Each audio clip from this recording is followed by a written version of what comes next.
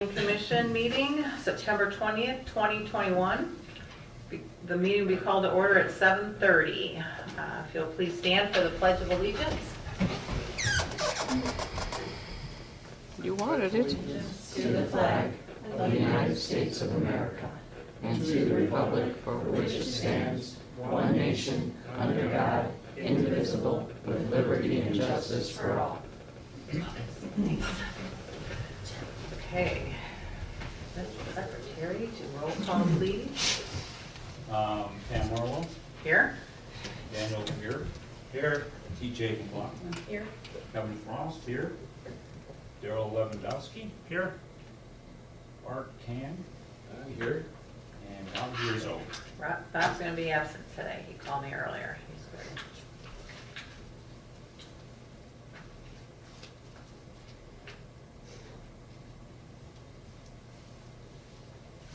Okay. Approval of the agenda. I make a motion to approve the agenda for September 20th, 2021 as submitted. Second the motion.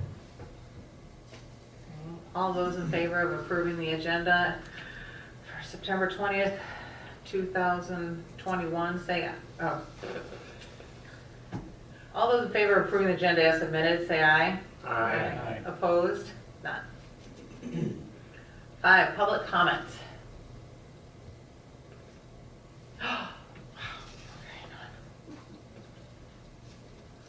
It's still going to be a long meeting, you guys. Chairperson comment? Even better, none. Okay. Today, we have a presentation by Miss Sarah Mills on wind and solar. And we're looking at how the current status of wind and solar might affect our master plan, our community, and before we make any changes, I thought it would be a good idea to educate ourselves to see if anything was or needed to be changed. So, Sarah, if you'd like to introduce yourself, sure, because you'll do it way better than I will. Oh, got it.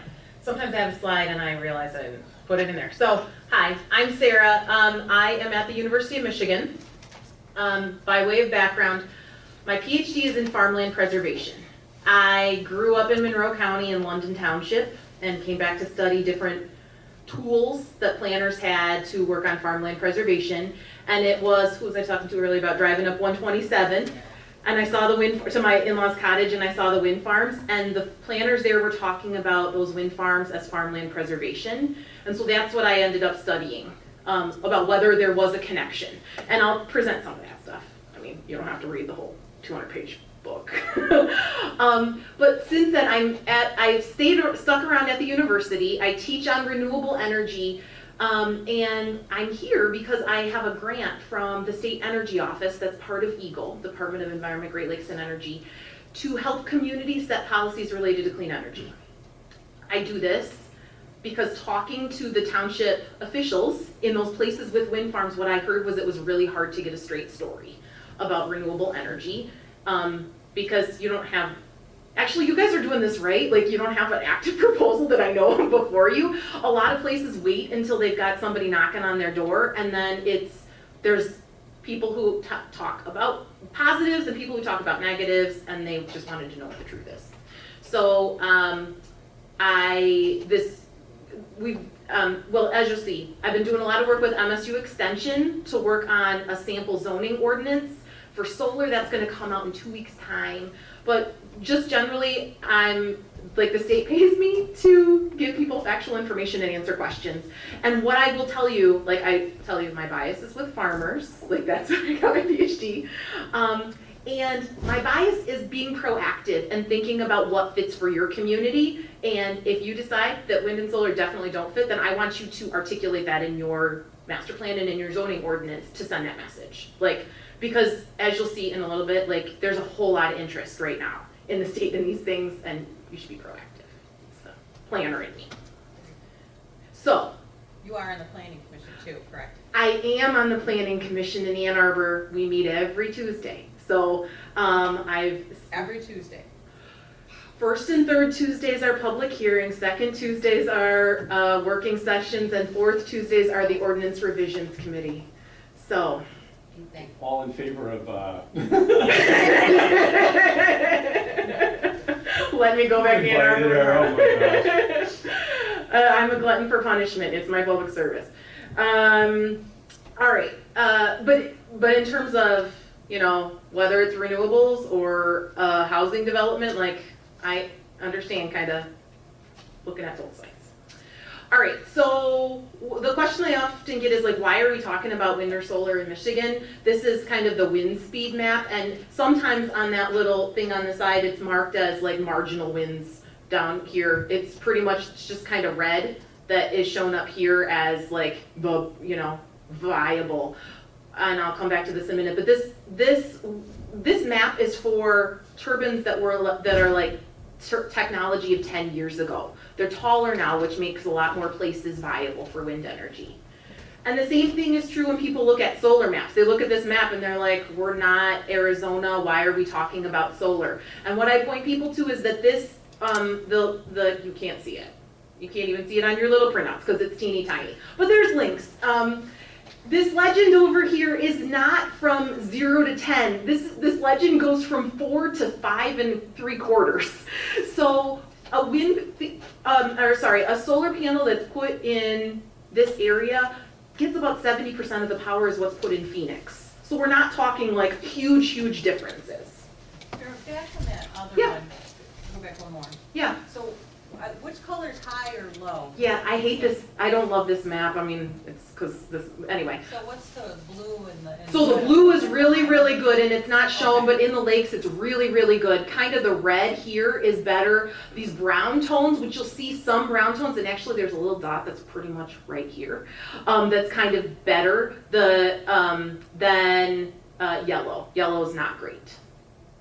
So. Are we in the brown, yellow? You're in this kind of browny, orangey, which is better than the bright yellow, but most people would say it's not viable. But if you drive up 127, it's in this brown and orange color. Initially, our initial wind farms in the state were built just in the tip of the thumb, where it's like this red color. But increasingly, because of the changing turbines, and I'll show you some pictures about how they changed, it's viable in lots of different places. Okay.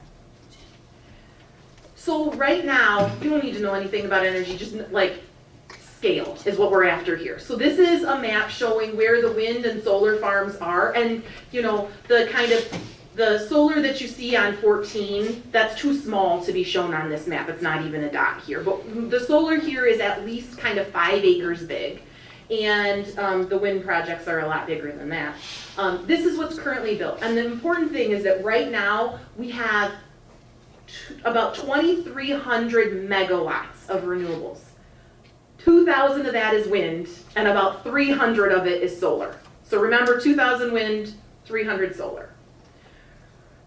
If somebody wants to come in and by somebody, sometimes it's DTE, the utility, or Consumers Energy, but often it's a private company. If they want to come in and build a wind farm or a solar farm, especially a big one, they first have to make sure that there's space on the transmission lines, the big lines that move the power from the power plants to the kind of users of the power.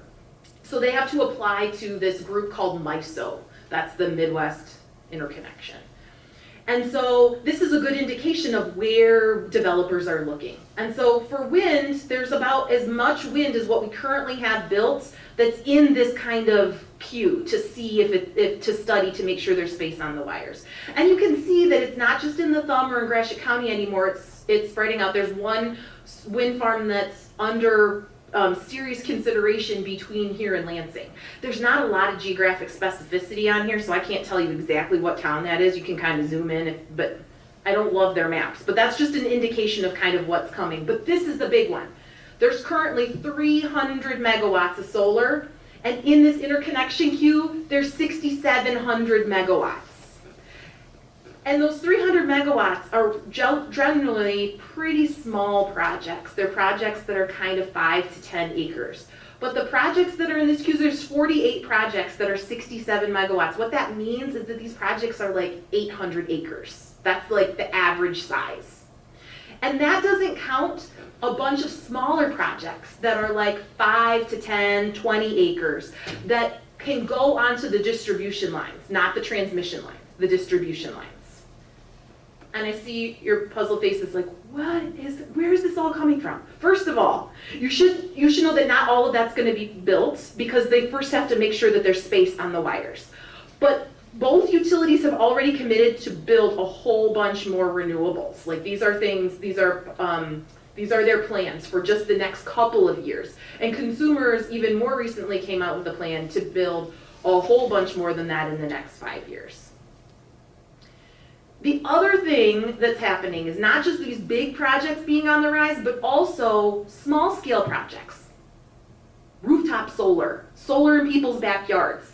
And this is a graph that shows effectively those small projects that people have to offset their own energy needs, and they can sell the excess power to the utility. And effectively, here in orange, you can see how many of these projects have how these projects have grown over time. This is the latest data that's available. It runs through 2019, 2020 was just as big, even with all the crazy COVID stuff. So why? Some of this is demand, some of it's customers saying like, we want renewable energy. But a lot of it is a change in technology, and I'll show you those wind turbine pictures in just a minute, but also cost reductions on solar faster than anybody thought, and I'm going to show you those too, that are effectively making renewable energy possible at all scales statewide.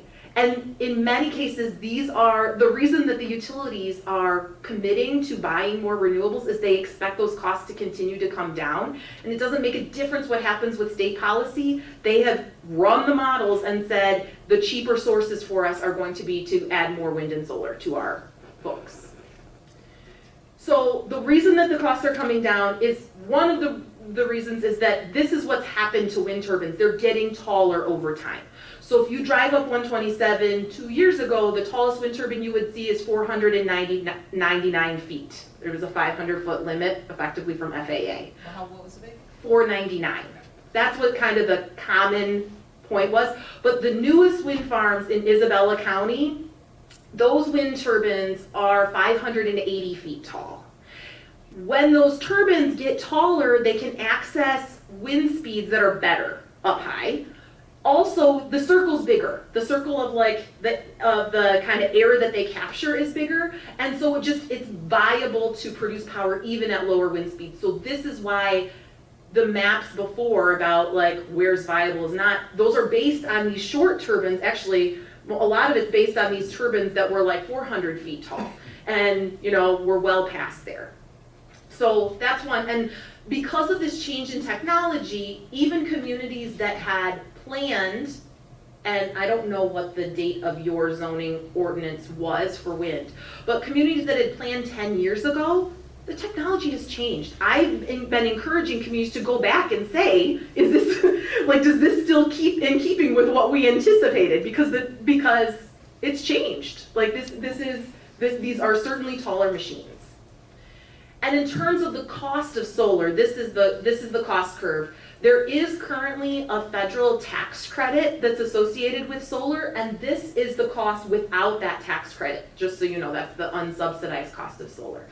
And you can see this huge shift, particularly from 2009 to 2013, but people didn't expect it to keep going down.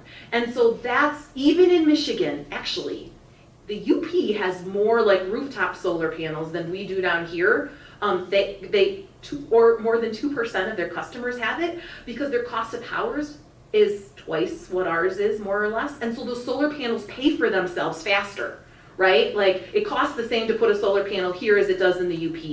You wouldn't think the UP has that much more sun, but because it's offsetting buying power from the grid, those panels pay for themselves. So that's why you're seeing proposals for big solar farms but also people who want to put solar on their roof or on their barn or in their backyard. Because those panels, it kind of depends from utility to utility and what the policy is. Right now, my understanding is in DTE territory, those panels pay for themselves in 13 years. They have a life of 25 to 40 years. And so after that, it's just free power. And so that's why people are moving to looking at more renewables. Again, my shtick is that we're planners. Like, plan now, get ready for this. And the key reason to do this is to set clear expectations for property owners about what an individual is allowed to do with their property, but also to send messages to potential developers effectively about whether or not they should think about your township or not. Because there is an opportunity, they're looking for places, particularly by transmission, that can host big projects and medium-sized projects, and they're looking to zoning ordinances to see that. And again, you guys are, I think it's awesome that you had me here tonight, because so often I come after there's already like a project on the table, and then it's hard. Like, you don't have the benefit of time to think through how this fits with your master plan. And also, most of these projects involve multiple landowners, and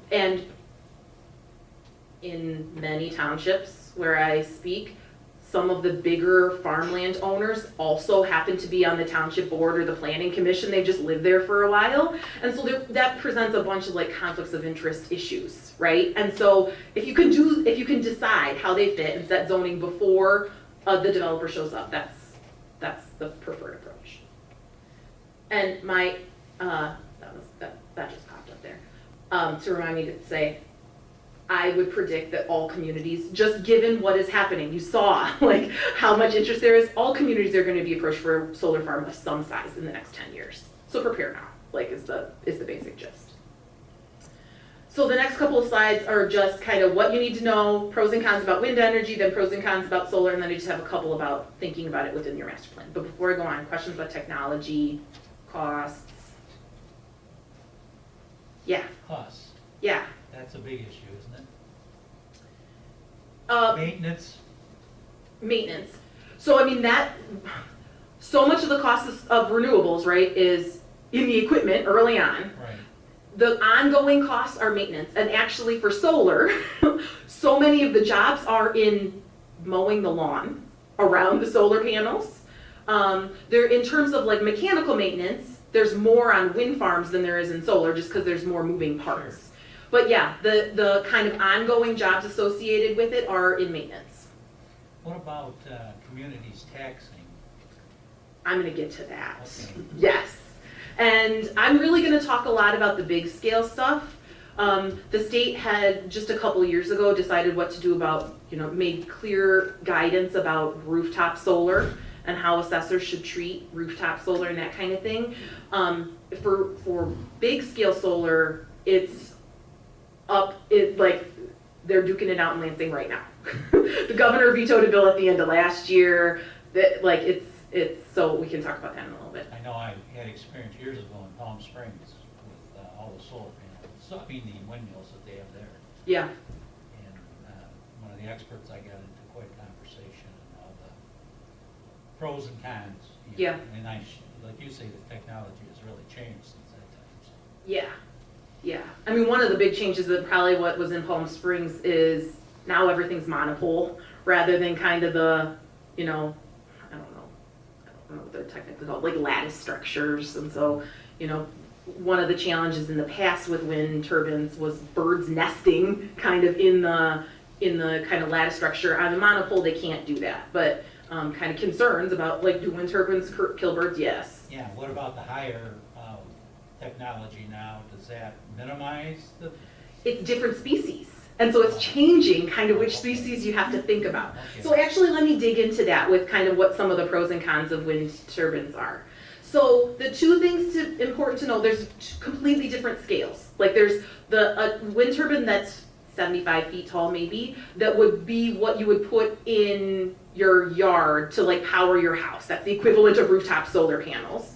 And those were particularly, I mean, because the cost of solar's come down, I don't see as many people doing like personal wind turbines as what they used to, but it's still a viable technology, and there's lots of discussion about ways to bring those costs down, but there's not tons of demand for that. The bigger wind turbines are the ones that I showed you the pictures of that are, 500, 600 feet tall.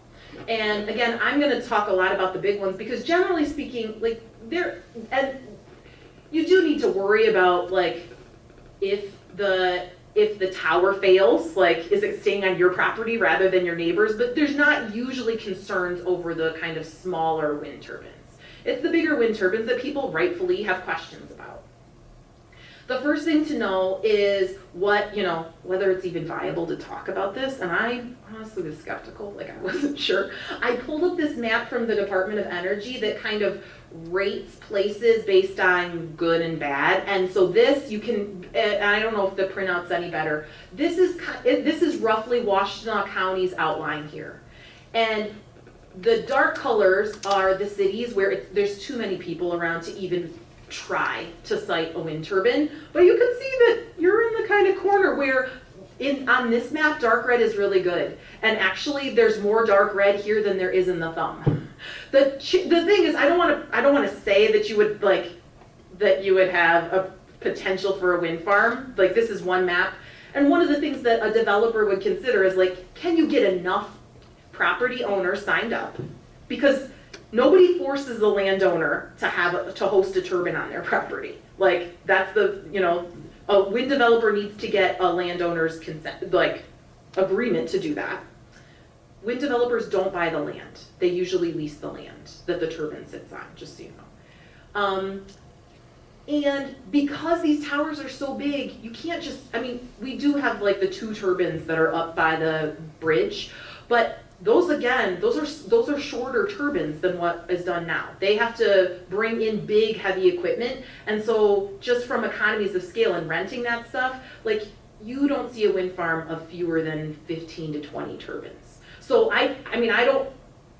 this is not, like the development side is not my business. I don't know if that patch is big enough, but according to like the things that developers tend to look for, like there could be potential.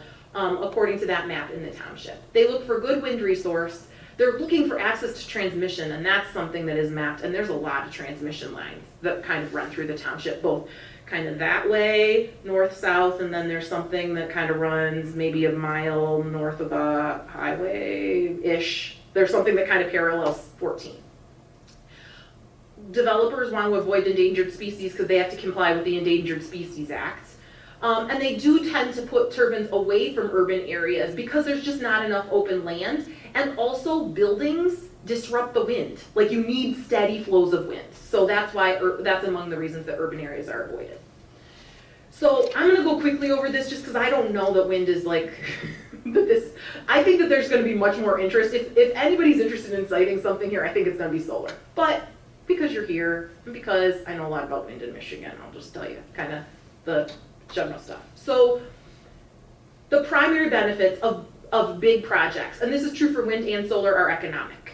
So the landowner who hosts turbine on their property gets paid. That research that I was telling you about, like those, you can still farm. A turbine takes up about 2 acres of land, and most of it's in the access road to get to it. So the farmers who host turbines on their property reinvest that money in the rest of their farm. Like my research finds like 2.5 times more than other farmers do because they just got a guaranteed source of revenue. They're also more likely to have a farm succession plan in place to know who's going to take over their land. They tell me like that their kids now think that farming isn't such a risky business. The oldest wind farms in Michigan are 13 years old, so we really haven't had time for that generational turnover. We'll see. But it is kind of a sure bet. The other thing that's really important, and this was the question we talked about earlier, it's not just the farmers that are making money. Initially that was true, but now increasingly wind developers are paying their neighbors as well. The wind developers legitimately need free access to the wind that blows over your property. if you're a neighbor and you decide to put a cell phone tower on your property, it's gonna make that wind turbine not create as much wind. So that's what that agreement is with neighbors. But increasingly, it's not just the farmland owners that are paid. Additionally, there's the tax payments. And this $2 million value per turbine is roughly that's like the 500-foot turbines. The new turbines are more like $3 million.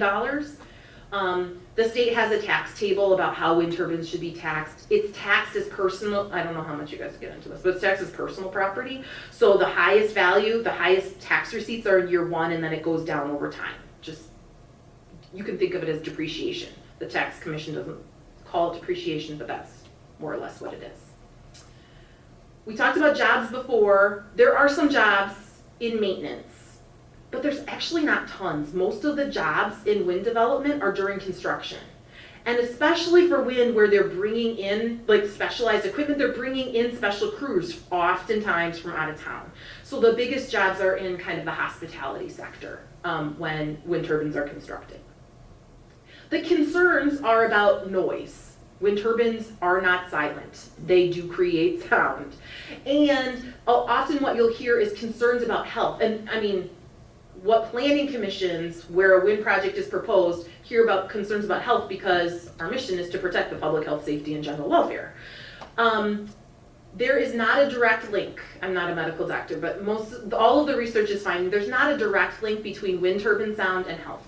But there is an indirect link that wind turbine sound leads to annoyance, and annoyance has physiological implications. And so that's what a lot of the kind of health concerns are. Different people are annoyed by different sound levels. And so a lot of that stuff, the research is finding that it's not like what the noise level is. It's just like, how do you feel about that thing being in your community? Like that's, yeah. The noise is basically a hum, is that what it is? Or? It's a whoosh. It's the whoosh. Oh, I thought that people had complained because it enters the ground and vibrates. They feel the vibration from it. That is sometimes associated with it. More often, it's the whoom, like it's the hum. Like it just vibrates just before it comes apart. This is among the reasons why you want to make sure you're setting appropriate setback distances, just in case. There are wind turbines in the state that have like lost blades. Oh, yeah. Yeah, I can imagine. In Huron County. I mean, they don't go far because gravity takes hold, but this is among the reasons, like having at least this height of the turbine as a setback is wise. It's amazing how large they are. They are very, I mean, if you've driven in Frankenmuth, right? You've seen the individual blades kind of going down I've the seen road. them being transported. It looks like part of an airplane or something. Yeah, yeah. And this is fun fact. One edge has like little, it's a jagged edge on it. That actually reduces the sound. So rather than having like that serration actually makes the wind turbine blades quieter. There's often talk about impacts on wildlife, and how impactful they are depends on where you put them. There's a lot of studies are about, like, you don't put them in fly paths, and this is some of the early experience in California. They were put in like mountain passes where all of the birds are going through. And so that's one of the considerations, without a doubt. There's also impacts, visual impacts, you can see them. They're not invisible. You've driven up 127. Pam? Yeah.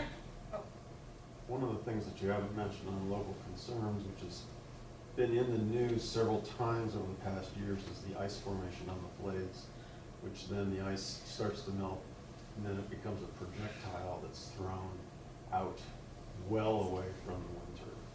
So that's not in my studies in Michigan. That's not something that comes up that people experience in wind turbine communities, but it's certainly something that's discussed. It's not usually one of the top concerns, but it is something that could be of concern.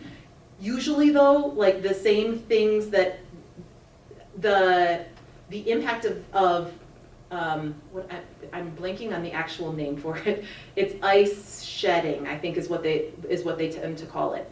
is similar, like the footprint of that is similar to sound, like the risk dissipates with distance. And so a lot of the regulations that you would put in place to protect sound or to protect for catastrophic failure, right, of dropping a blade are the same things that are helping to cover that. The other thing is that there's different wind turbines that are used here than in warmer weather climates that are effectively treated for that. And also you can we were talking about this before this started. In times when there may be ice accumulation, wind turbines can be turned off individually. They can be turned off in times when they might cause shadow flicker on a neighboring property. So it's not like the controller has no impact on kind of how they're operational. Actually, one of the things that they're talking about right now is turning them off. There's radar that's being tested in Colorado, at NREL's facility, to be able to track when birds are coming that would allow turbines to be turned off for that. So yeah, that is one. This is not an exhaustive list, but this is kind of the most common ones that come up with the people that are living there. Concerns over property values are a common concern that comes up as well. And, I hear that this is something a lot of people hear about in zoning, right? The research from the US generally finds that there is no impact on neighboring property values. That is not true in Canada. And actually the research in Canada finds that there is a difference based on whether you are living in a willing host community or ones that have, Canada has different policy on how wind turbines get sited about unwilling hosts.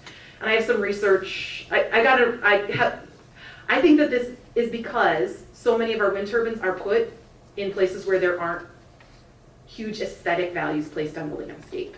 A lot of our wind turbines have been put in West Texas, where people aren't necessarily living there for the views. That's a broad brushstroke. Michigan is really an interesting place, and we don't have time to get into it, but a lot of my research is finding that people who live in a community for its aesthetic values, who have vacation homes there, right, who move there to get out to the country, those are the people who are really where wind turbines may impact property values or where that's a big concern. When the reason that you're in the community is for its productive value, right? This is less of a concern, and that's less built into your property value anyway.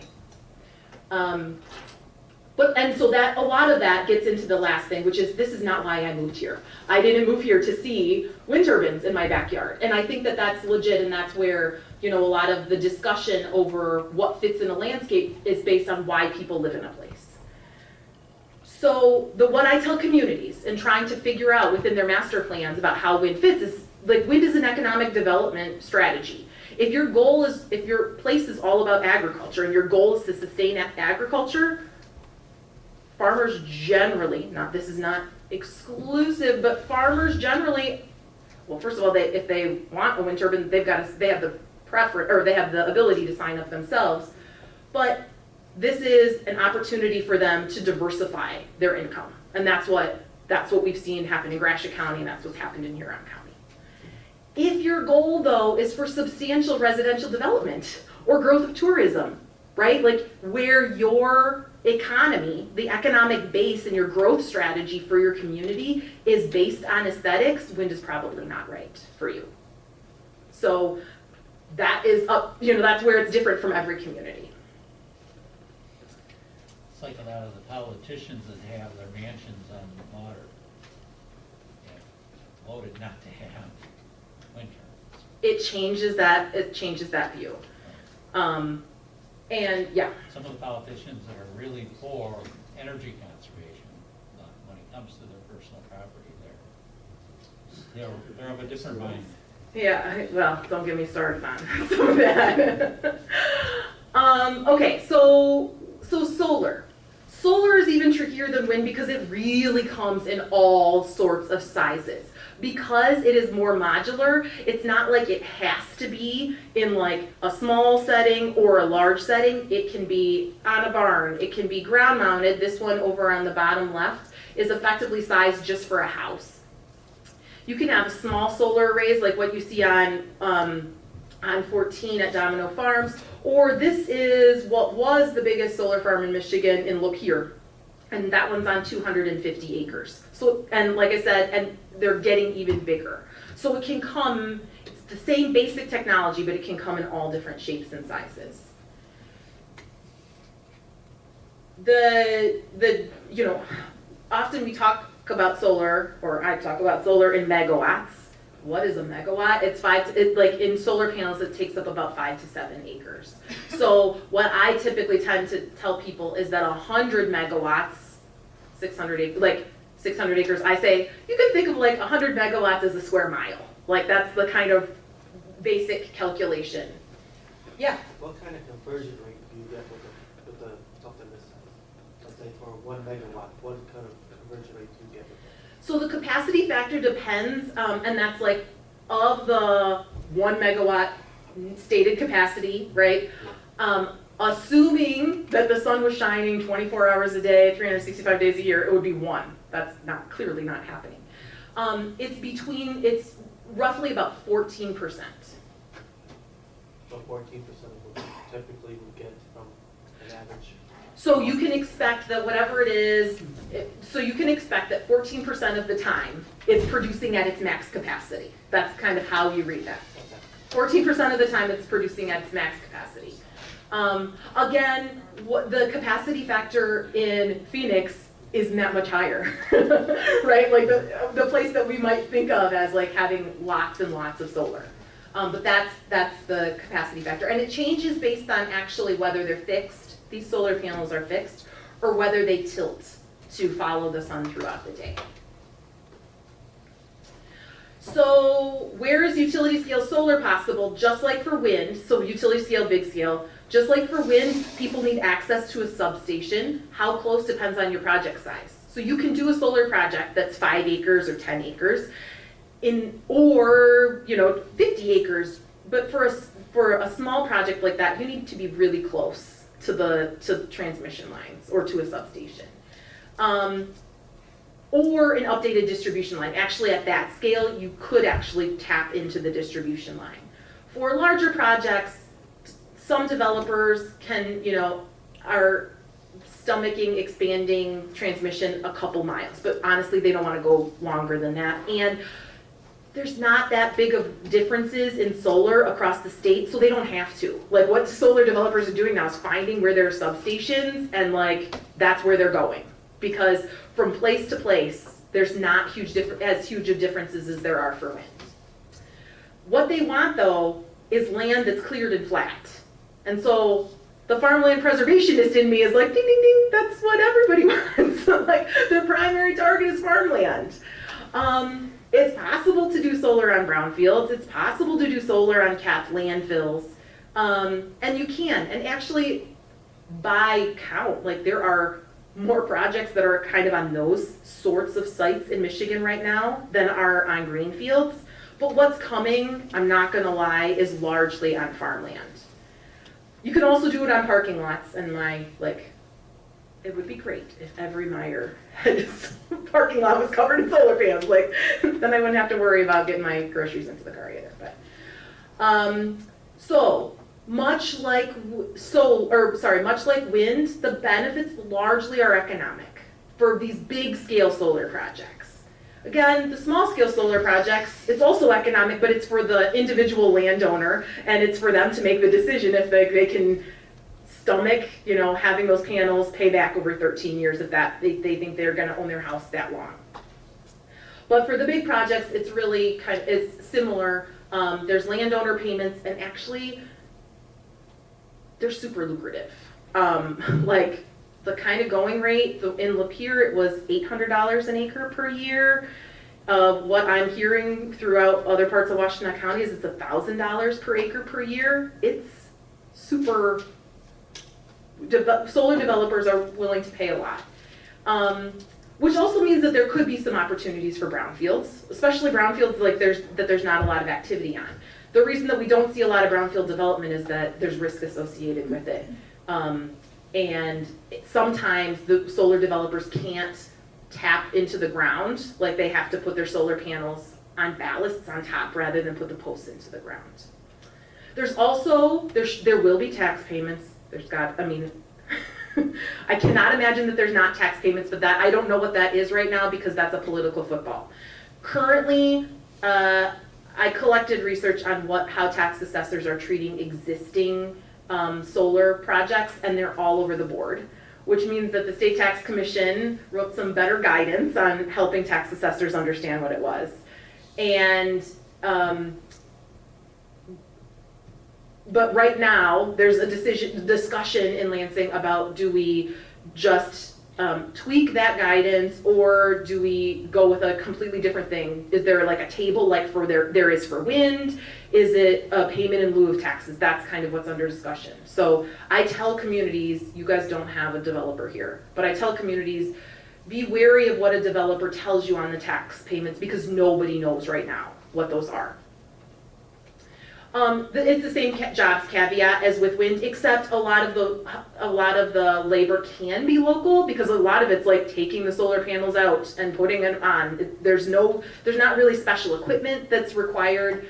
The posts that are involved are driven posts. So like honestly, in Shiawassee County, for the 1,200 acre project, they hired 300 people. Like they were the largest employer in Shiawassee County for some time.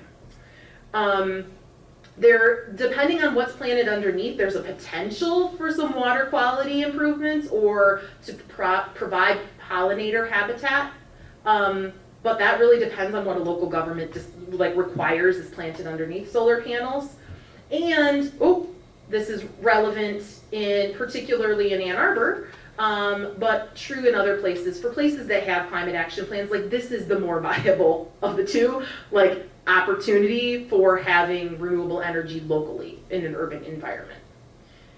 There are concerns over wildlife because it's construction, and it's construction on a big scale, right? And so things are going to be scared away during construction, and if they don't have someplace to go, then you're going to lose them forever.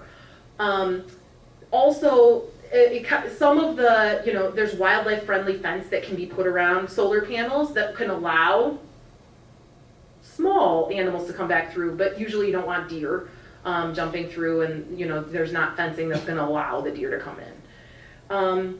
There's sometimes concern over glare, and coatings have gotten better. There's a faculty member at MSU who studies solar panel materials, and so even FAA doesn't require, they don't always require glare studies, even if a solar project is put on a airport. So it kind of depends on what the situation is. It can be manageable. But again, a lot of the concern, particularly at the scale of 800 acres, 1,000 acres, is that this is a change to the landscape. This is not corn and soybeans anymore. And especially if you are the person on 2 acres surrounded by solar on 3 sides and across the street, this is a change. And a lot of the concern is that this is not why I moved here. I have some ongoing research about trying to understand, effectively redo the same stuff that I did with wind turbines to try to understand who is leasing their land for solar panels, to understand if this is a farm diversification strategy, or if the people who lease their land to solar developers are retiring to Florida or Arizona and taking their money with them.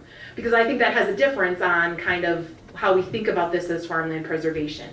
That work is funded now. I'll get to talk to farmers this winter, but I don't know yet. But there's a lot of concern, and I share some of this about whether this is a wise use of farmland. But the other thing is, you'll see in a minute, generally speaking, local governments in Michigan have really weak ordinances related to farmland preservation. They allow a whole lot of things that are not farming on farmland. And so what I encourage communities to do is, if you have strong farmland preservation ordinances, be consistent. But if you don't, why pick on this land use and not others? So the bottom line on ag, rural, and in a rural community, particularly with ag and solar, is it's economic development, and where land is of marginal quality, it's a no-brainer. Where you've got an ag-based economy and you've got prime soils, you should be consistent. And also think about, in your planning and zoning, whether you're thinking about solar as a short-term land use, holding that land for the future, for future agricultural production, or if you're thinking about it as long-term. A long-term use of, like this is a site of energy production. Because it's gonna change some of the things that you wanna do. If you think of it as long-term, maybe you want a screen, maybe you want stormwater detention taken care of. If you don't, if you want that land to return to farming, you don't want people to put stormwater detention ponds there. Because it's gonna be hard to get rid of those in the future. The basic gist is the core principle, questions on solar. So what I promote is plan. Figure out how renewable energy fits with your long-term plan for local economic development. Again, is this something that fits with your community or not? For actually use of that land and in communities where there are climate goals towards climate action. It's really important though, as we've discussed, that different renewable energy sources have different impacts on each of those different goals. And so to think about what kind of renewable energy, at what scale, and which part of the community. So generally speaking, most communities don't have too many problems or hangups with on-site renewable energy production, like allowing landowners the flexibility to produce power that they can use first. And sometimes they'll sell access to the grid, but that's typically not something that's controversial. But for utility scale, this is definitely something that communities should start to think about. The next step then is to make your zoning match your plan. So, figure out where and how or if your plan thinks that renewables fit, and then make a zoning ordinance that sends that message. Particularly with the big scale projects, particularly when there is actually a proposal in the community, it is really difficult to satisfy everybody. This is why you need to go back to what is this supposed to be about. And I would say there's a lot of tendency to try to average setback distances. That doesn't serve, that doesn't satisfy anyone generally. The other thing to keep in mind, and I think that this is true for both wind and solar, is that it doesn't have to be all or nothing. It doesn't have to be like it's a free-for-all in your township, or like there's no place in your township. If there's a place by transmission that you decide, like this is the place where if we see energy, this is where we want it, like you can articulate that. It doesn't have to be opening up the entire township. The other thing that I tell communities is to beware of zoning out. There's some case law a little bit on this, and usually your municipal attorney will tell you that. But what I would also tell you is that there are cases that say it's okay to make it very difficult. There are communities that have had zoning ordinances that effectively make it pretty near impossible to site a wind or solar farm that have been upheld in court. So really the ball is in your court to decide. And then when all else fails, be consistent. I said most of that. I took a look at your ordinance just to kind of see where you are. And on wind, you address both scales of wind. So what I would just encourage you to do is go back and look at it, given the changes in technology. Because my sense is that it was probably done a few years ago, and you might want to just see if it's still sending the message that you intend. Honestly, I think that most of the regulations within it are pretty permissive. I could have missed something, it was a quick read. I think it's pretty permissive. The only thing that's not, or that stood out to me, is that in your ordinance, there's setback distances from any property lines, and it doesn't distinguish that if two parcels are right next to each other, and they're owned by the same person, or they both have a wind lease, typically you wouldn't enforce that setback distance on that adjoining property line. So that would be the only thing that you might consider. On solar, you have rooftop solar within your ordinance, but you don't have any mention of accessory ground mount solar unless I missed something. And so that's, this is if somebody doesn't have space on their roof and they want to have solar to, again, offset their own energy use, how that fits. And there's also no mention of utility scale solar. And again, however you want to treat them is completely cool. That's your prerogative. But be in your best interest probably to articulate it, if nothing else, to send messages to people, both the people who might want to, who might want to have solar panels in their backyard, or to a developer looking here, that this is how you feel about that, how it fits or doesn't. And to help those things through Eagle, we've curated a bunch of stuff on the website, so that link will take you through to there. There's FAQs, the planning and zoning news, we kind of put together as part of the grant. And then last October, I worked cooperatively with MSU Extension to update their zoning guidance on wind, given the changes in technology. And like I said, in 2 weeks' time, there will be a sample ordinance for solar. And it is not a model ordinance. It's actually a whole bunch of fill in the blanks. And it's just, if you're gonna regulate it, here are the things that you might consider. And you fill in the blank, here's the implications of doing one versus another. So that, to try to give communities some guidance on kind of what is an appropriate height, what might an appropriate setback be, or what's the implication of different setbacks. So that is the end. But I'm happy to answer any questions or help. Good job. Thank you very much. Yeah. Thanks. Thank you.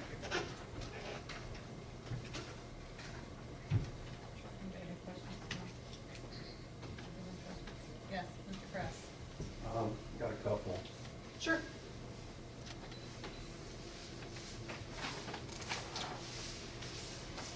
How are we looking at durability on wind? I don't know if you've ever been to Hawaii, or if you've been on the Big Island of Hawaii, and you get on the southeast corner, you can see the remnants of what was a very large solar farm, which is now of broken and rusty hulks. And how has that changed then? So one of the things that's really common and that I just breezed over is thinking about decommissioning. So the idea that the infrastructure, some of the early projects didn't include this within their planning and zoning, that effectively said at the end of the project, you've got to remediate, you got to take your stuff away. That's standard now, like that's a common thing to include. Some communities decide that everything needs to go. So like, effectively you return the land exactly to how it was. On wind, a lot of farmers want to keep the access roads because they can better access their fields that way. On solar, one of the things that, that's kind of in that little box, when the thing comes out next week in the box on the side, we say like, it's possible that the landowner might want to keep the fence. The National Electric Code requires solar developers to put a fence around it, and they may want that, or they might want some of those access roads. So kind of, but in terms of like the solar panels themselves, the wind turbine blades, like the towers, you'd be hard pressed to find an ordinance now that doesn't consider that because the communities don't want to be like a graveyard of renewable energy stuff. Exactly. Yeah. What's the average lifespan of a solar farm or wind farm? So it depends. And the different components have different lifespans in them. So generally speaking, for wind, it's like 25 to 30 years is what the typical like initial lease terms are. Sometimes they can get longer life out of those blades than they anticipated, and usually the leases that they have with property owners will include options for extensions. And for solar, it also depends. I've been, like what we've been told in kind of getting things ready for the kind of sample ordinance is that solar panels right now, they're expecting the life to be closer to 40 years. That there are other components, like the racks that they sit on, may actually have shorter life than that, but that the solar panels themselves, they're anticipating 40 years, and that's consistent with some of the lease or easement terms. Once actually, I think there's, and this is where I'm not an expert on the legal side of this. Once it's over 35 years, I think that you can't have a lease, it needs to be an easement, and so there's a lot of easements for solar right now, because solar developers are thinking that it's gonna be, you know, in the 40-year range. In the solar panel area, when you're talking about solar cells, that's a passive receptive material. Yeah. What kind of electronics are associated with that, and what's the lifespan on those? That's a great question that I don't know I don't know the ins and outs to. And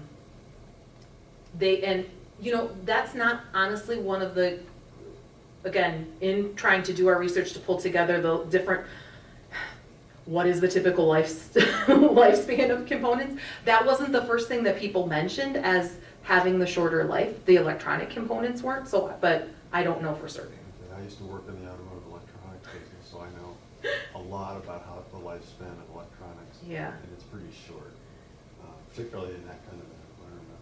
Yeah. You were talking about taxes as being one of the advantages. Mhm.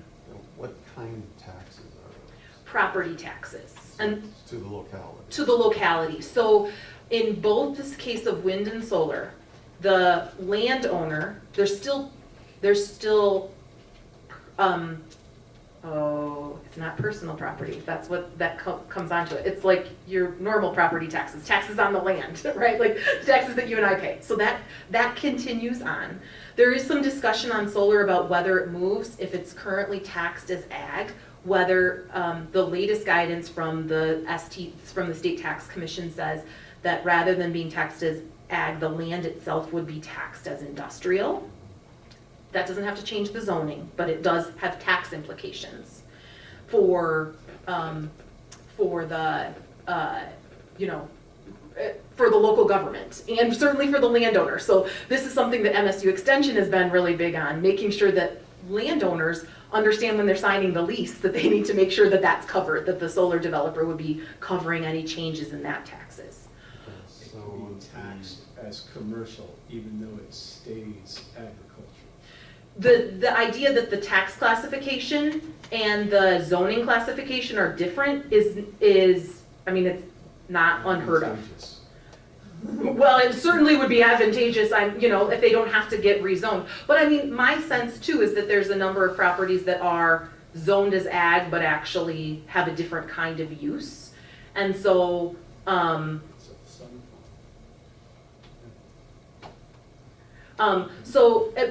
so there's the land taxation, and then there's the personal property taxation that's on top of that. That's for the equipment. So the people who are leasing the land to the solar developer would be paying the taxes, or would the solar developer be paying the taxes? In almost all, I don't dig into the lease arrangements closely, like I typically do with like the land use side.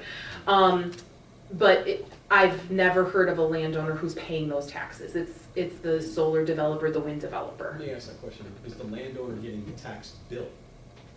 No. And in many situations, so now I can say this definitively when I pulled the tax information on the existing solar farms, sometimes there were two different tax addresses. The tax address for the owner of the property and then the tax address on the personal property went to somebody else.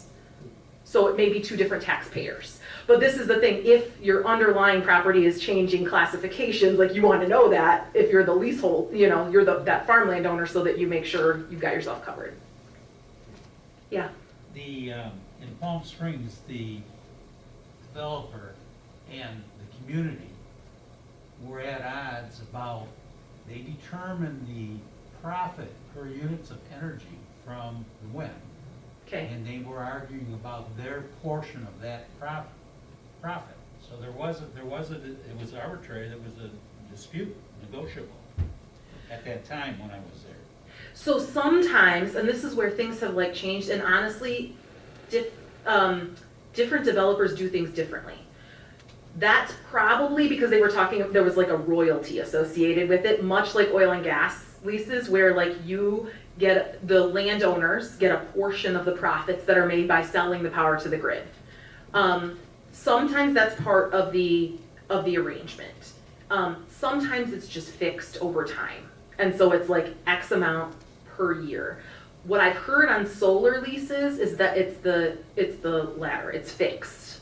For wind, there's just more examples of it, and I've seen a mix, and actually I was up in Isabella County, when I was telling you earlier, talking to some farmers about it. They, up in Isabella County, they actually formed a landowner coalition. A bunch of the farmers got together when they heard that wind energy might be, like, people might be scouting out for wind.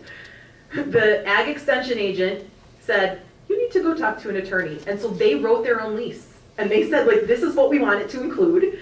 And it includes a fixed per year amount. And then it also includes, like, if the price of power, if wind energy gets more lucrative, then they get to share those profits. Sure. In Palm Springs, the technician was complaining to me, he says, as we improve efficiency, then they want a piece of that, you know. So they, Yeah. it was a moving target, basically. It wasn't fixed like you're talking about.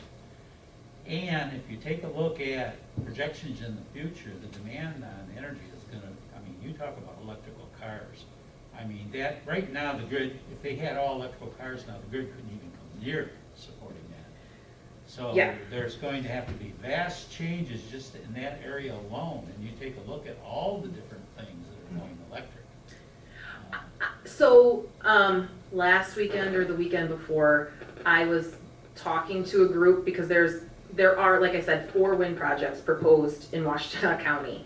And they were trying to understand, like, is this good? I mean, how does this fit with farmland preservation? Washtenaw County also has a very active farmland preservation program. So I did the calculations. To meet current electricity demand for the county through solar only in the county, it would take about 25 square miles. That is current electricity, you're right. It moves to electrify vehicles, it moves to electrify more heating, like that's even more. So this is why, like, that map right now for the solar that's in the queue looks big compared to what's there. It's not gonna go away. Like, that's why I'm trying to get communities to think about where, how, whether it fits. Because it's good, yeah. Can some of that be taken care of on the individual level then? Yes. As opposed to having massive solar farms in the community? That was exactly the kind of conversation that that we're part of this. Like, if we don't allow rooftop solar, if we don't allow solar that's like the size of a carport right in the backyard, then we're gonna need bigger solar farms. Like, we're probably gonna have to have both, I mean, to meet that demand, but you can have a whole lot fewer 800-acre solar farms if everybody can try to offset some of their own use. It also works differently on the grid, like where it is, so, yeah. So in Salem, by and large, it's mostly agricultural residential zoning district, and so the minimum lot size is 2 acres with a single family home on it, and then larger. So with a typical single family home, what size array are we talking about as a percentage of your lot size? That's like, I do the big stuff, so I don't know Okay. exactly. I would say most people can meet their needs through what they can fit on, like, on a third of the roof of their house. Okay. So take a third of the roof of your house and imagine what that is sitting on the ground. And that's a good indication kind of where you are. That's not true for everybody, but that's kind of what the standard. So as you noted, currently we allow it on rooftops. The interpretation is that we don't allow freestanding arrays on a single family lot. We do get questions about it a lot. There are a couple of examples in the township where it's been installed, and I don't know when that happened or how that happened, but I think that if the implication was that it didn't have to be such a large installation, do you see examples in ordinances that you've worked with where they can be kind of effectively screened from neighbors, and if it's considered an eyesore, that kind of thing? Yeah, so, and what you were saying, I mean, most of the state doesn't mention solar in their ordinances. So like from the map showing the small scale stuff, there's solar in every single county in the state of Michigan. So there's just a whole lot of places where it's interpreted as something else. Very commonly, the way that local communities kind of include backyard scale solar is they take the ordinances that they have for accessory structures and just extrapolate that out and say, if you know, so, and honestly, that's kind of what the interpretation was in Ann Arbor until you can build a garage in your front yard, but somebody wanted to put solar panels in their front yard, and city council said, whoa, we gotta have a discussion about this, because that's not and this is when it came to light, oh, we don't mention ground mounted solar, like, we use it as, you know, we do it in accessory structure. So that is one of the places to start. Then, I mean, there's screening kind of the ugly side, right? The back side is not uncommon. So that's one of the things that you can consider. I'm trying to think what else kind of might be good starting points. You know, and just kind of figuring out like what kind of lot coverage do you have for accessory structures? And like, often, again, sometimes people just spell this out as another accessory structure, and then thinking about like, does this count towards your total number of accessory structures? Like, all of that is, oh. You guys want to talk about accessory structures? Sorry. Let's go, baby. A couple meetings of that, and we don't want any part of it. I have a question, Sarah. Yeah. So when people are done with this, like we're trying to look down the road and, you know, we're talking about decommissioning some of this stuff, where do people put it? Do they put it in the dump? You know, where does all this stuff go? And then my second question is gonna be, you talked about things close to the grid, are they substations or what are do we, I'm sorry, I don't know this, where do we have those in Salem? So Is there a map where I can go look them up? Yep, at the bottom where I showed you kind of those heat maps of wind and solar, that's EZMT, the Energy Zones Mapping Tool. One of the layers on there is substations. You can also see electrical transmission lines. Substations are really important for the big stuff, right? Like if you see this as an opportunity that you want to seize, right? Then you would think within your master plan, like, oh, do we have large tracts of land that happen to be by substations? And that would be like a prime place where you could attract solar development. But for like rooftops or for backyard solar, like Right. that just kind of fits in anywhere. But your question about decommissioning, that The substations, and I'm sorry, you Sorry. said it's on the bottom, but I can't read this at all. Oh. So if you could just tell me what it is, I it's can look easy. it up. If you Google EZMT, Energy Zones Mapping Tool is what it stands for. It's Argonne National Lab is the group that has it. Argonne? Argonne, yeah. But I mean, honestly, there's not too many EZMTs in the world, so Okay. you should be pretty good with that. Okay, good. Now And I can also email you a copy of the slides where all the links are clickable. That would be nice. I'll do that, and you guys can totally do whatever you want with them. You can put them on your website or whatever floats your boat. The question about what happens at the end of the life. So decommissioning is just for those big projects. Right. For the solar panels that are on your roof, right, they are not classified as hazardous materials by EPA, so they can go to the landfill. They are also, some states have, and in Europe, like they're required to be recycled. Right. Like that's a requirement of the solar panel distributor. Like they have to make sure that they can be taken apart and all the parts can be recycled. And in the US, some states are starting to do that. Honestly, we're at the big early stages and few of them have reached their full, you know, like their lifespan. So there's not a demand for recycling right now. This is, again, I know I'm mixing apples and oranges.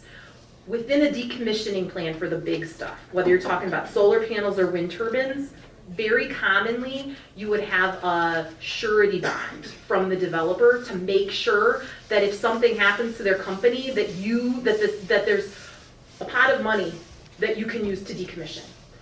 I recommend to communities that they require the developer to evaluate what that bond is every 5 years, because the market for recyclables is going to change. Right now they might not be hazardous waste, but who knows what EPA is going to do 10 years from now. And so to kind of make sure that you're covered, especially for the big ones, that's what I've been telling people. There's also, for just rooftop solar, the utilities are thinking, there's lots of different things that are coming. I mean, there's some utilities in parts of the country that are actually where you don't buy your own solar panels for your roof, like you lend your rooftop to your utility. So like things are changing quickly, who knows what's to come. And so it may ultimately be that it's not your, your responsibility. But that's Okay. too far down the road that we can like know Things are yet. always changing. Things are always changing. Very good. Very good. Good. Okay, Good. thanks for having me, Thank and you so feel much. free to contact me if you have any questions. For an hour. Okay. Excellent. Okay. Number 8, new business items, the USD water system for pump station. Sorry.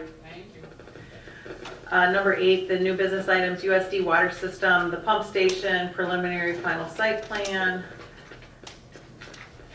This should be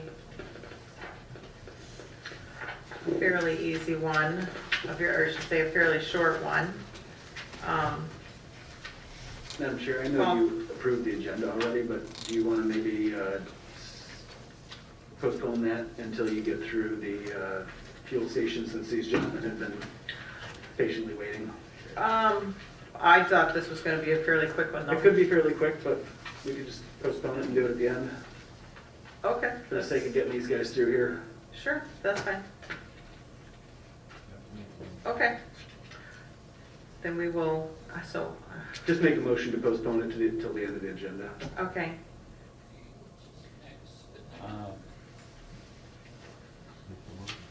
Make a motion to postpone this. Yeah, I make a motion to postpone the USD water system M14 pump station preliminary final site plan until later in the meeting. How's that? Awesome. I second. Okay.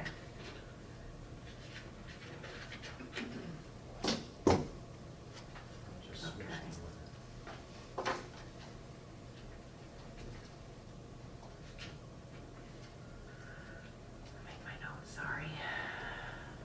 Okay. All right, all those in favor of postponing the USD water system pump station preliminary final site plan to the end of the agenda on the old business items, say aye. Aye. Opposed? None? Okay, number 9, old business items.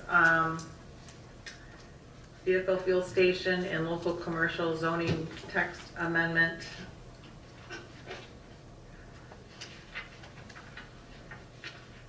I'm sure everyone has read this.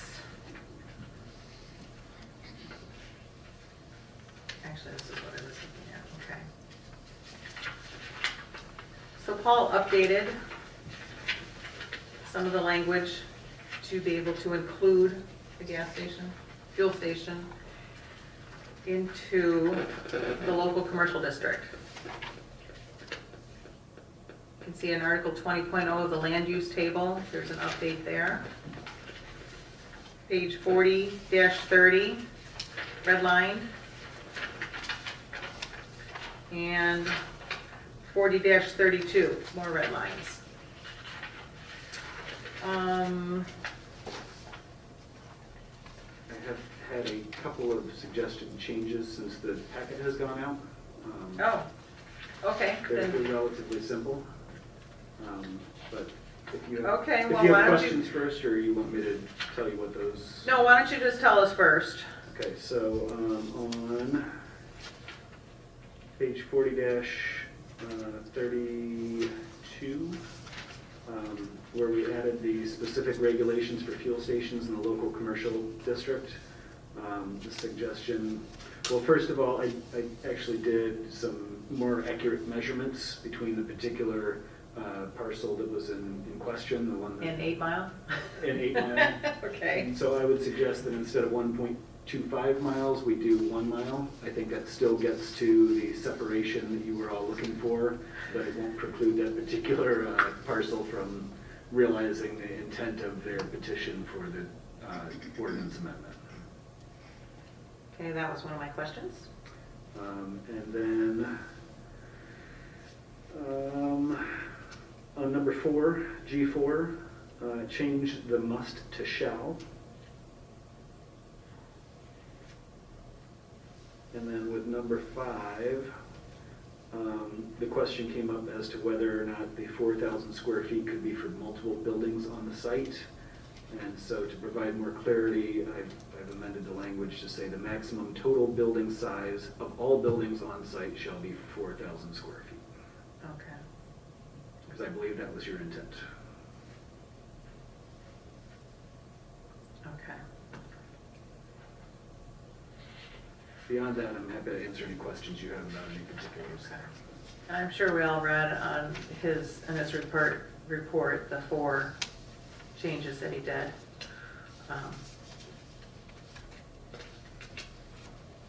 Limiting pumps, size of the buildings to be consistent with the local commercial district. I think one of the big concerns was to ensure that if we're putting a commercial project like this, that it was in keeping and fitting with the community. So if it's, as long as it's on a main road, the size is appropriate and it fits with the community, we should be okay. And this, so the scale.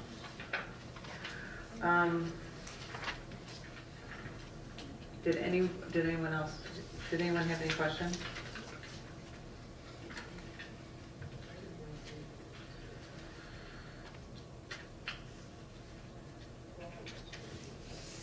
I had a question here, I have a note, but let me see, I can't remember what my note meant.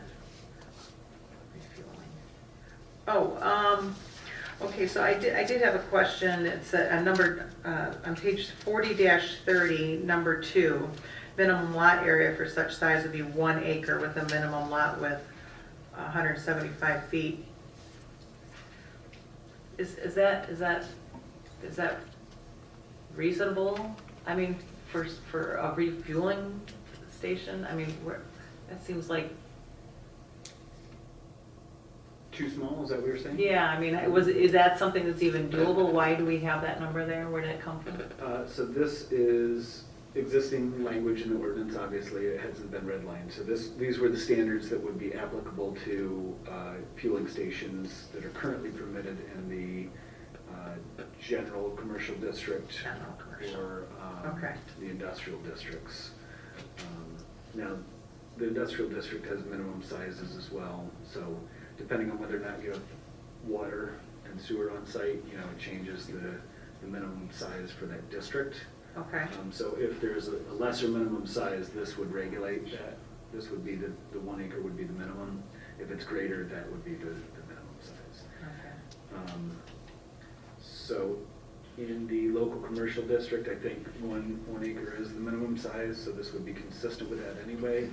I think the mitigating factor here, and really any spot that does not have sewer and water, is the separation distance from a well, from drinking water to where underground tanks could be. And that's nothing that we regulate, that's something that the state is going to regulate. What's that distance, like, what'd you say, 800 feet or something? Okay, I was just thinking, and I wasn't seeing that it was in the general commercial, but it could be a repair station too, in which case a small place, 1 acre would be appropriate. I was just thinking about refueling and all that stuff. Okay, no, I'm okay with that. I don't think I had any other questions. What was the driver behind saying it shall be developed in conjunction with the retail store, food services outlet? Just to use the term shall instead of must. The change that I suggested. Okay, you can't just have a gas station. Correct. Well, that was part of the discussion last time. Okay. And frankly, with So you can have a, I'm sorry, go ahead. you can have a gas station with a Burger King in it, but that Burger King can't have a drive-through. Everybody's in their cars, small area, you can't have a drive-through. You're gonna make people get out of their cars to go in and get food in a small area, we got lots of people going in and out because of just most of them are getting gas.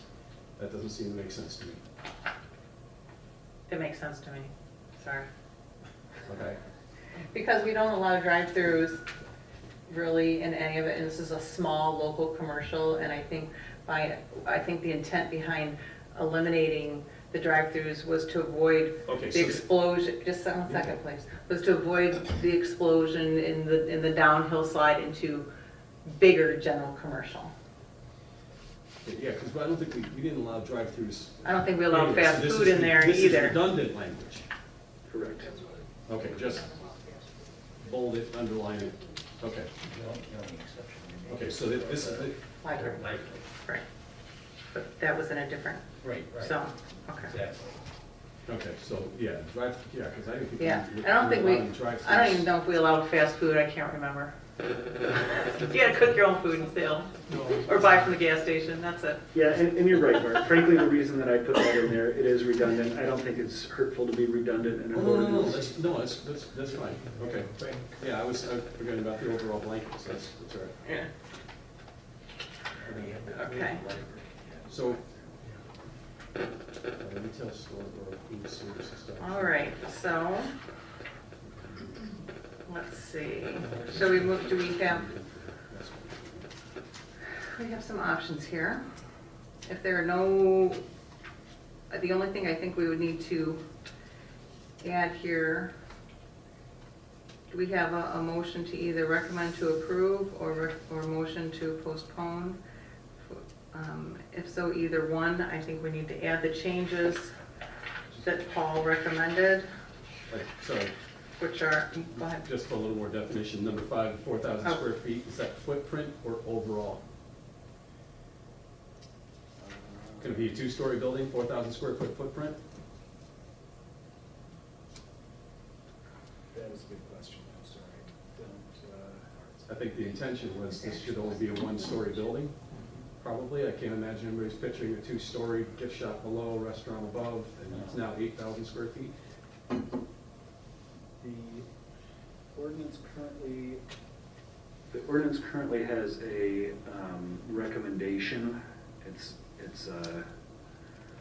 stated as kind of an encouragement for the local commercial to be no more than 4,000 square feet. And that is where I base that, but I think that I heard from the planning commission that they wanted to ensure that that was true, so that's why we put it in there explicitly for the gas station and convenience store. And I think the applicants indicated that that would be acceptable as well. But let me see. Yeah, okay, just usable square footage, not footprint, so. Right. I think the way you're saying it means usable square footage. Right. You're not saying percentage of the land, you're not talking about anything like that. In section 10.210, local commercial districts, kind of the definition or explanation, it says 4,000 square feet shall be the preferred maximum ground floor area for buildings in this district. So that is where I took that number from, Okay, but maybe you wanted to only be. maybe one just story refer building. to section 10 point, is consistent, maximum is consistent with this section or something like that? Well, like I said, this one says the preferred maximum. It's not a explicit limitation, so that's why I tried to make an explicit limitation there. Okay, so we just want to say ground floor. But I think, well, I guess that's your pleasure. Do you guys want it to be a single-story building? I Yes. think that's what we expressed that last Yeah. week. So I will add that language as well, a 4,000 square foot single-story building.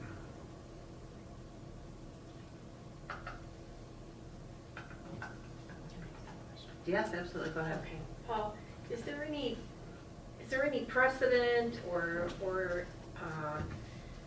general information about any concerns for the proximity of homes around fueling stations? Because normally they're in a commercial area where there's stores, strip malls and all that, and in this case, there's a home right adjacent, there's a home right across the street.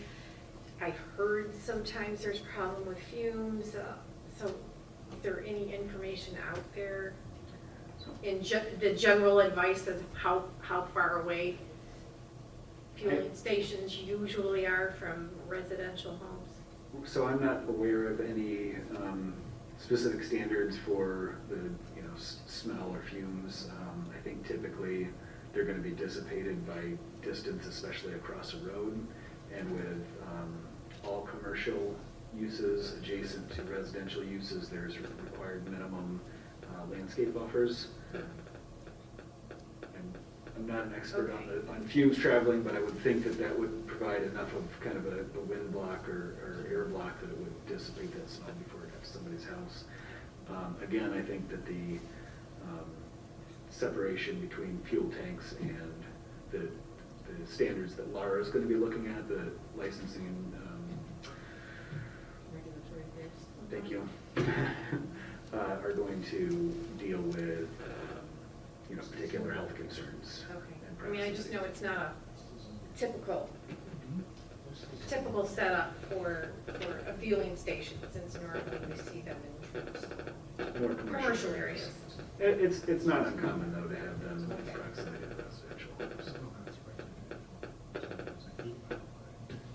We didn't hear that noise the entire time Sarah was giving her presentation. Somebody's doing the Morse code now. Hang on. Did anyone else have any questions? Okay.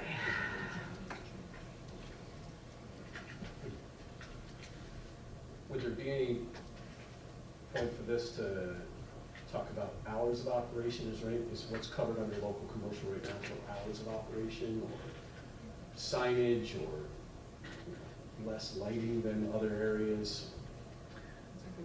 So we don't have anything specific in the local commercial for hours of operation.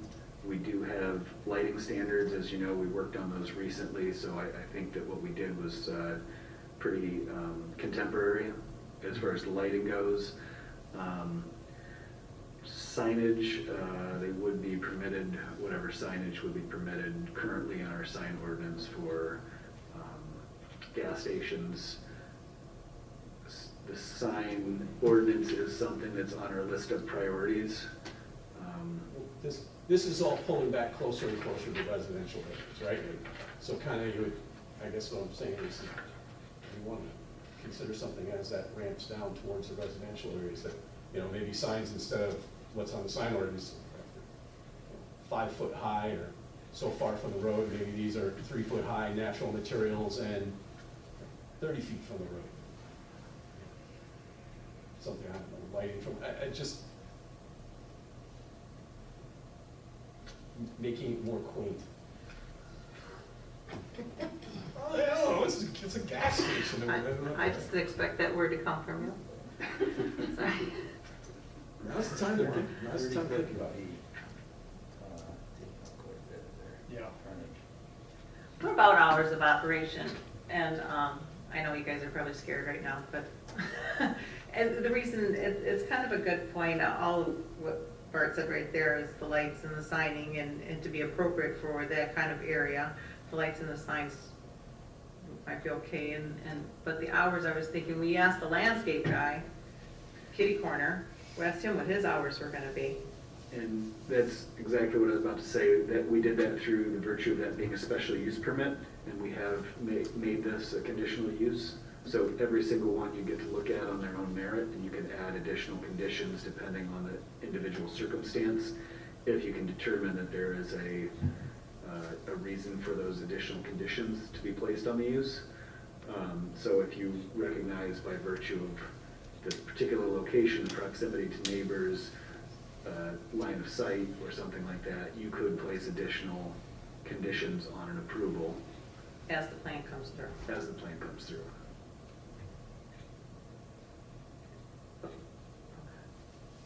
Well, we're trying to give what someone should expect, right? For sure.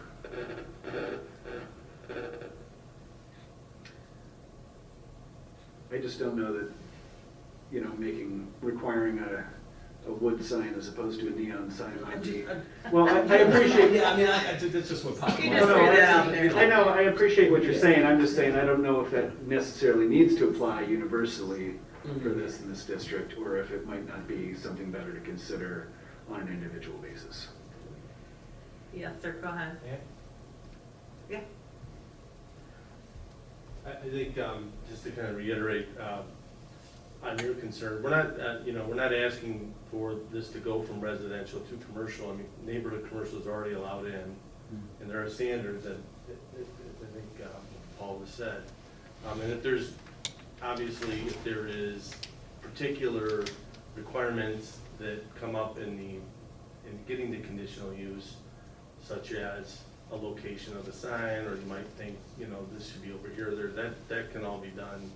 And certainly, my client, I can assure you, is very amenable to doing that. I just want to make, I understand the concern about encroachment into neighborhood areas, but the township's already made the determination that this, can be neighborhood commercial. It's just the type of use within that commercial district that we're asking for, just that tweak with those restrictions that Paul has laid out. Honestly, I don't have a concern. So, Okay, I don't necessarily have a concern. Okay. What I was literally just doing is looking for possible gaps where. Sure. And it's just saying this is a possible gap. Did we think I wasn't here last month? Yes, I wasn't here last month. We know. Okay, that's really all that is. So, Thank you. Thank you. You got sound effects now? My daughter changed the ringtones when she calls me, so I know that it's her. Now everybody knows that it's her. Okay, no, okay. Yeah, right. Pam, Yes. 2 questions. Are we relying on the state to maintain the purity of the aquifer and surrounding water associated with this facility? Probably. Yeah. So they come out and do regular measurements and all the stuff they're supposed to do? Well, I do not want to be responsible for them. When I had a silt fence, they were all very regular, whether it fell down or not. I do know that. They were regular on that. However, I think, I don't know if they're complaint driven, I don't know. I'm sure they have their permitting and things that they have to go through and gain approval for.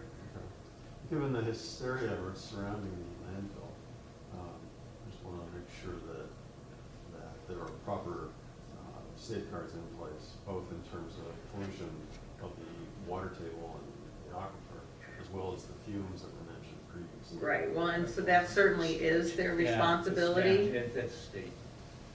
And I think that, the landfill was just fined $750,000 for all their issues that they had. And I think it took 5 years to get there. But yeah, unfortunately, we can't really They do clarified that. at the board meeting, the landfill is not fined.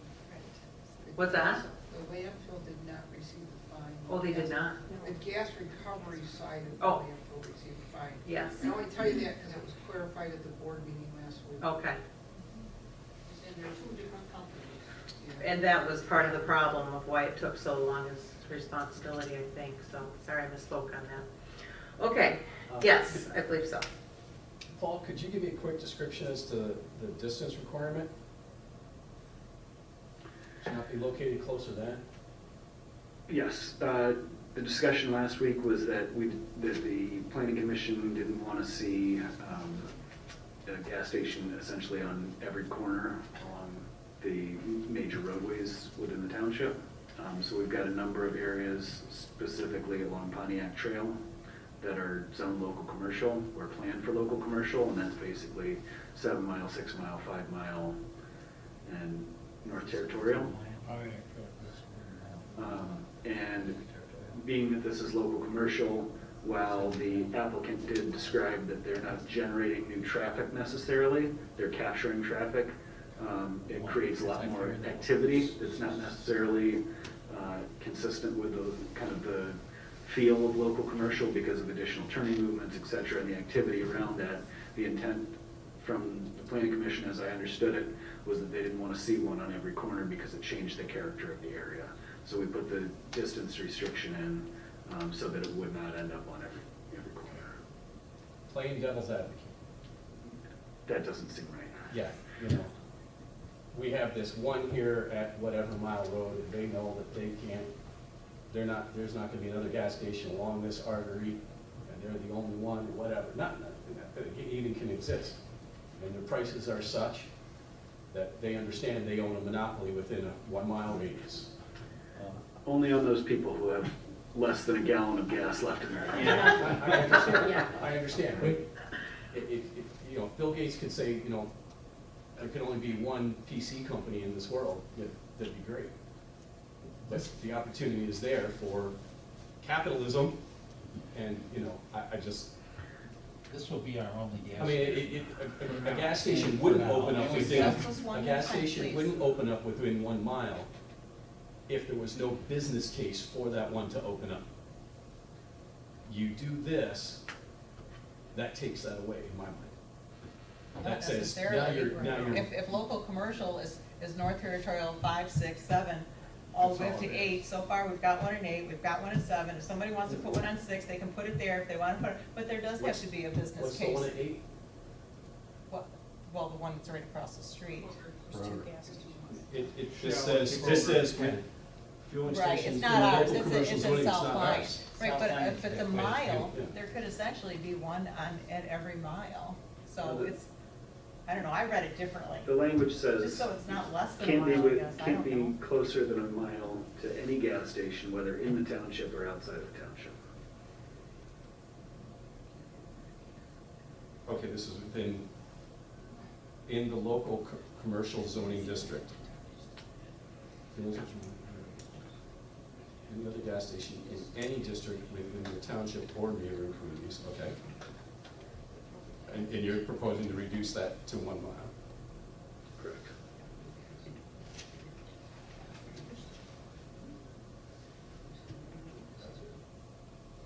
I don't know, it's more like, Do you think we should have one every 0.8 miles? well, Is I'm that- just is waiting, that fair? I'm just waiting for the person to come up and say, we measured it and this gas station would be 5,279 feet away, so they can't do it.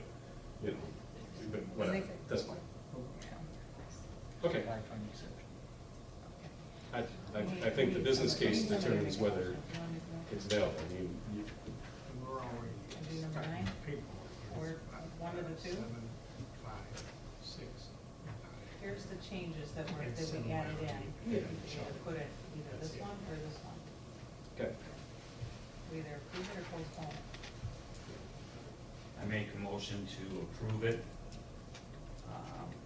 with changes, as we put in. Reduce distance between fueling stations, maximum total building size of all buildings on site, made more than 4,000 square feet, single building. And there's one more above that. The distance. And distance, I did not see that one. It's typed.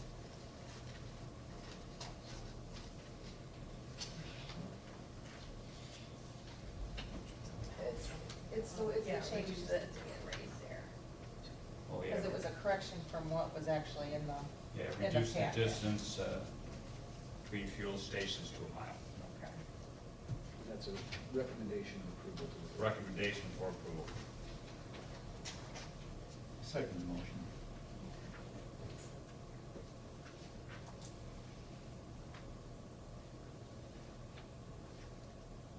You want to take a roll call vote, please? Is it open for? Oops, I'm sorry. Got more discussion? Or more changes? Oh, we got to vote on the motion, okay. You have discussion before you vote. Yeah, Yes, well. Okay. We kind of put it backwards. We had discussion and now we're making the motion. So I think it'd be redundant to go back into discussion. Just the way the We process could works. just give opportunity, I suppose. I'm sorry I'm dragging you guys down on this. I'm picturing gas stations and I'm imagining, you know, they have 4 pumps in a row, one island, you know, go back, come back, but gas stations I go to, over there's a rec fuel pump, maybe over there's a kerosene pump, you know, is there a diesel one somewhere? I'm not sure do we want to allow for that? And I would say yes, certainly in this. There's a lot of people that use, I'm one of them, that use rec fuel. And giving up a main pump somewhere, you know, that could just be pumping out car unleaded as opposed to a rec fuel or a kerosene for the guy who's going camping. I would actually prefer to see language allowing them on like an off-skirt location, not necessarily at the main island, but somehow outside of that, allowing it. Because, you know, when it comes down to the local community, that's what they're using. Do you want to Yeah, have so something to I say? just wanna reiterate what he's saying. So we have dual pumps, so it's 4 pumping stations that we're gonna be creating. But those, each pumping station, one is designated to having an additional fuel type, which is rec fuel, and another pumping station is designated to having an additional fuel type being diesel. So it's not a separate tank, it's not a separate pump. There's split tanks under the ground that would designate an additional fuel type that would be able to dispense from the original pump. Excellent, okay. Thank you. Okay. Those low-tech guys. Yeah. Okay. Do we Yeah, diesel, yeah, you see the diesel, you guys. No. recommend those changes though first? We already did. That's what you just did. Yeah. Yep, and you did a great job. Oh, I have nothing more. Nothing more? Nothing new. Call for the vote. I'm more than- I call for a vote then. I have one question. Pam Marlowe? Are you gonna have charging stations? So, was asked in the last meeting, charging stations are consumer driven. As of right now, we don't see purpose for it, but as time goes on with this presentation we just saw today, maybe that is going to be transitioning, and at that time, we would have to come and request that an additional charging station put into the site. Okay. Pam Marlowe? Yes. Daniel Gary? Yes. TJ McClellan? Yes. Kevin Frost, yes. Daryl Lewandowski? Yes. Bart Cam? Yes. Don? Sorry, That's all right, it's all good. you're not here that often. Oh, jeez. It's a tough room, guys. Tough room. Okay. What was your answer? What'd you say? I said, it's a tough room. No, what was your answer? I said yes. Oh, okay. I didn't- Yeah. Sorry, guys. Sorry, I had to put that in. Okay. We have to make planning commission fun. The part's expensive, It's all good. okay. Okay, so that passes unanimously. Okay. Where are we now? Plus, it's almost 9:30. Oh goodness, we gotta be the other one. Oh, thank you. Thank you. Thank you very Sure. much. Thanks for waiting, guys. Yeah. No problem. Thanks for contributing. Thank you. Okay, now we're gonna go back to our new business items. The USD Water System M14 Pump Station preliminary and final site plan combination.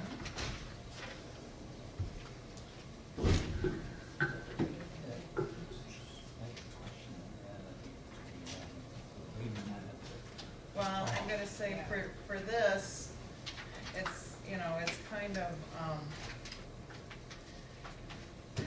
the engineers put it together. It's a plan for us. I don't know what anybody knows about any of this stuff. So yes, this is, it's a difficult one in the sense for us to pick out problems or questions and concerns.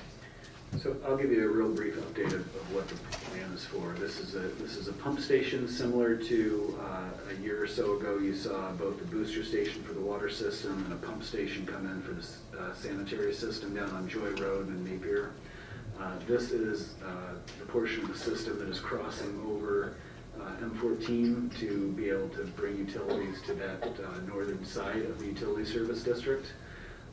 So the pump station, equipment is all underground except for a couple of small pipes that come up above the ground.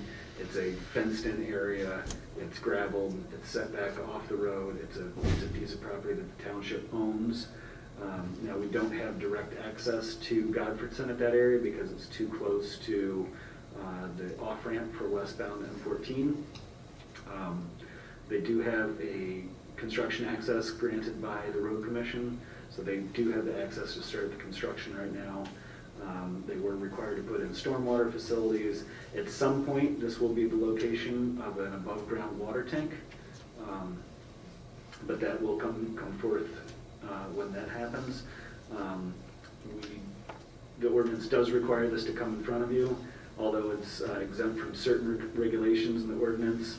It's considered an essential service. The ordinance still does require your site plan approval for this. So, as Pam said, the engineers put this plan together. We've reviewed it.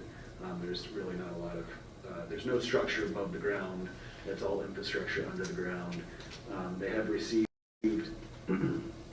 almost all of their Eagle permits. There's one Part 99 permit, I believe, left. I don't know if I've got that number right, but our township engineer said that that was pending. In addition, I have seen the proposed access plan. It's an easement that goes through 5 parcels, 2 to north and then out to Godfredson Road. That is all through Salem Springs LLC properties. They own all 5 of those.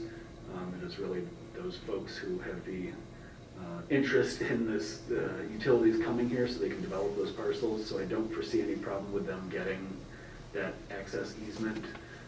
I think, in fact, that was drawn up by HRC, the engineers who work for that developer. So our recommendation is that you do go ahead and approve this tonight with the condition that they secure their final outside agency permits and get a recorded, executed easement. That was my only question, was how, the properties that it went through, I'm assuming it was those guys, but I wasn't sure. And I can't imagine them holding them up, it's for them, so. What was your question? Oh, Is that- it's answered. Okay. We'll eventually see how big or high or whatever this above ground storage tank is. That will come before it gets installed, yeah. That will be an amendment to the site plan.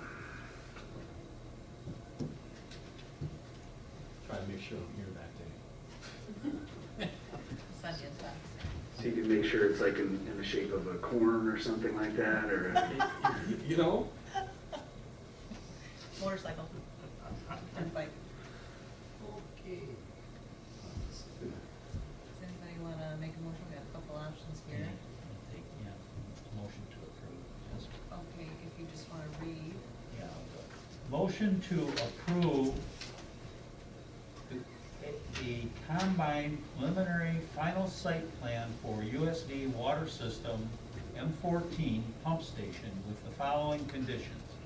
Obtain all outstanding permits from Eagle prior to construction and execute and record an access easement from the neighboring landowners to the north for access to Godfredson Road.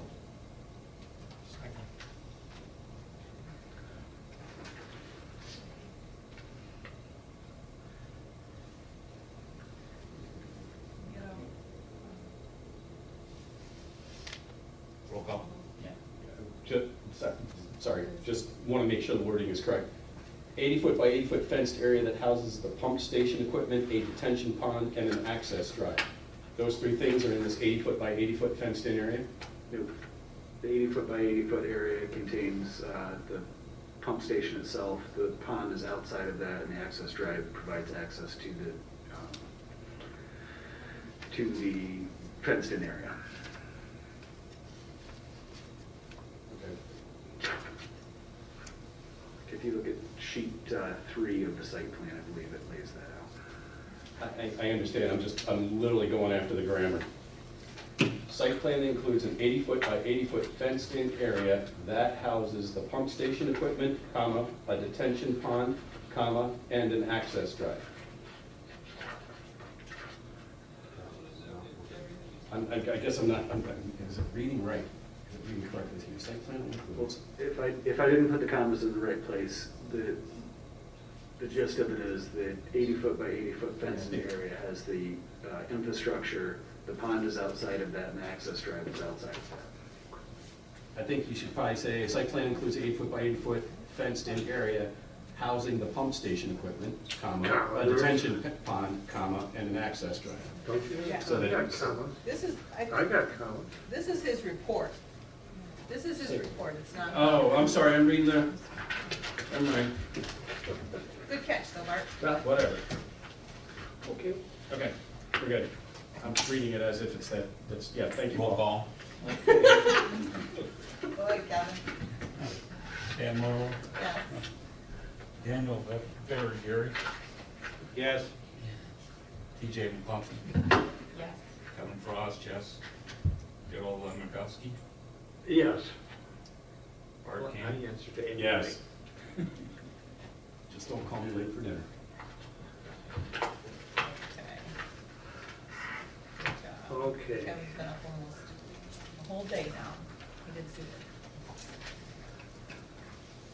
Alrighty. Reports of Commissioners and Correspondence Board of Trustee. Nothing happened Tuesday? No, we ended up postponing the one thing we were going to do, so it was just updates. Just updates, okay. CBA? Yeah, we had one last week. It was the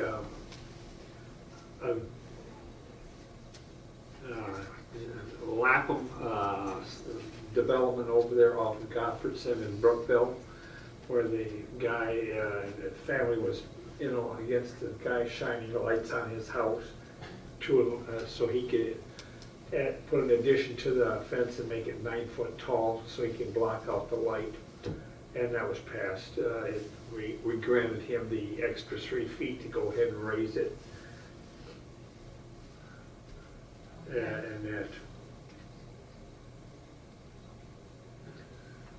There was a second one too. What's that? There was a second one to have the setbacks for the accessory structure reduced. Oh, yeah, pole barn that they were putting, was it up, I can't, 8 Mile? Correct. On 8 Mile Road, it had to be placed in the front because of the way of the land, way it's, the woods and everything on the property wouldn't permit it to go in the back, it had to be in the front. And that was approved also.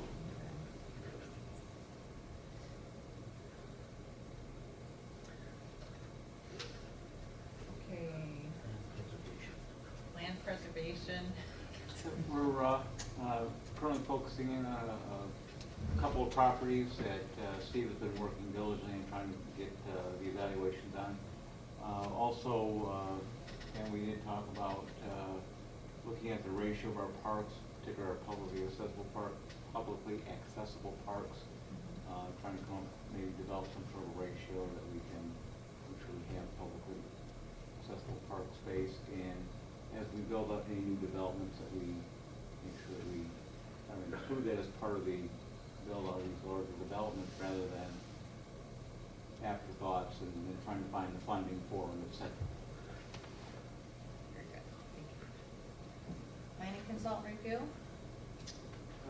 No major developments to speak of, and we put together the monthly building report. Indicates that there are 3 new homes, 1 new deck, 1 new in-ground pool, 9 re-roofs. I don't know what one commercial is. What's that, Amanda? Cell tower upgrade. And 3 residential alterations, as well as a number of electrical and plumbing permits. But no big. Business as usual. Business as usual. Okay, approval of the minutes of August 16th, 2021. I make a motion to approve the minutes of August 16th, 2021 as submitted. I second the motion. You so well. Okay. All those in favor of approving the August 16th, 2021 minutes as submitted, say aye. Aye. Opposed? None. Public comment?